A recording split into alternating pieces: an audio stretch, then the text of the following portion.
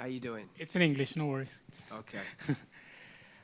Taking aside that it's Mexico, that it's if there are no friendlies, you guys want to win. How important is the game? Is this game for this group of players that one? It's the last time to showcase an opportunity to make a roster during the summer, most likely for a Gold Cup. Thank you. Yeah, look, I don't see. I've heard like an A and a B team, and players needing to do well to make another roster. I just see we have a really strong player pool, and I would say for every single time we get together, players need to prove and perform to make sure that they're there in the next camp. So this is no different. We have a good group. There's plenty of opportunity for players. And like previous camps, if they do well, they're going to be in contention for the next one. This will be easy. In the back.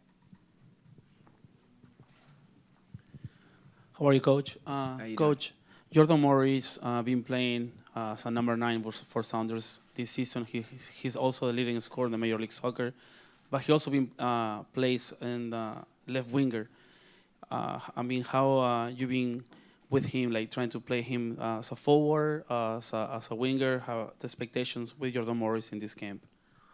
Yeah, it's a really good question because it was something that we've been thinking about.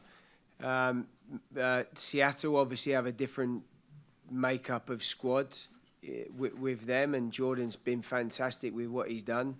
And going into the game, we just need to make sure that we look at all the players we've got and try and get them in their best positions. First of all, get our best players on the field to start the game. So whether that's up front or out wide, Jordan is very, very dangerous with the qualities he has, running in behind. If he's a winger, attacking the goal from the weak side. So we just need to make sure that we get the strongest players starting the game. Thanks for the time, Coach. You got 10 players returning from the World Cup squad. What have the veterans how have they been able to help the younger guys come in, the guys who are in their first camp? It's a good question. It's been such a short camp. Like we've had the majority of these guys in January. So it was great to see them back then, and we had more time together. And those guys, to the credit to those guys, first of all, for showing up in January after being away for so long. They showed their true character in being leaders in the team and helping the rest of the group. But we've been here for 2 days. There's not been a lot of training. Yesterday was a walkthrough. So there's not been a huge amount of opportunity to do things together or, for the guys to do things together. But we're fortunate. We got like a really good group of people, and we have good senior players that we know will always try and do the best for the team and for the new players coming in. Español. Anthony, ¿qué tal? Te ves Gerardo Velázquez del León. Un poco más despacio, sí. Por favor. Ok. Hace 2 años, sí. Una división de planteles, sí. Nations League, Golden Cup. ¿Va a ser exactamente lo mismo este año? ¿Y qué equipo iría a qué competencia? ¿El A iría a Nations League y el B iría a Copa Oro? Sí, los planes por junio y julio es más o menos lo mismo. Queremos un grupo para jugar durante ambos torneos, un grupo pequeño, si podemos, porque es difícil. Pero sí, la Liga Nacionales,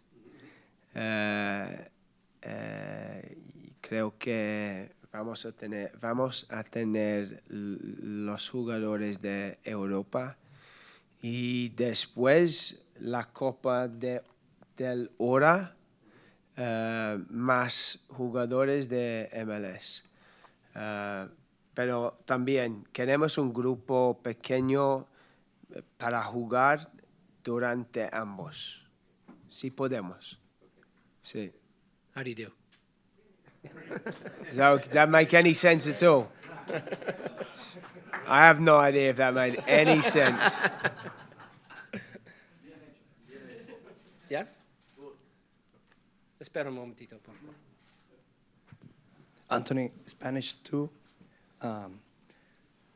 Acerca de esos jugadores jóvenes de los cuales hablabas, también cómo hacerles entender que aunque este partido ante México es amistoso, Sí, es esa gran rivalidad sí. y que Estados Unidos tiene cierta hegemonía por los últimos 5 partidos en los que han ganado 4 y han empatado 1, es decir, no han perdido. Sí, sí. Todo entendemos este partido y el rival contra México es el partido más grande en el mundo para rivales, pero en los 2 últimos años, cuando ganamos contra México en pocas veces, hoy no importa, es en el pasado y ahora estamos, ¿cómo se dice? We're looking forward. Sí, sí, sí, no, los victorias y los partidos en el pasado significan nada ahora. Y queremos que continuar a crecer, nada más. Sí, gracias. Jose? Hey, Coach. Just having been having worked with some of these guys at least as an assistant at other competitions, now as the head guy, what has it been like to kind of carry on the relationship with these players and kind of keep building it from the head coach perspective? Yeah, look, I mean, it's been like a smooth transition because obviously I know all the young players, all the senior players. I've been a part of having been part of the last cycle, I've been so fortunate to have been part of such a really special group of people and staff. One to my left, and some amazing staff. We truly have such a good group of people.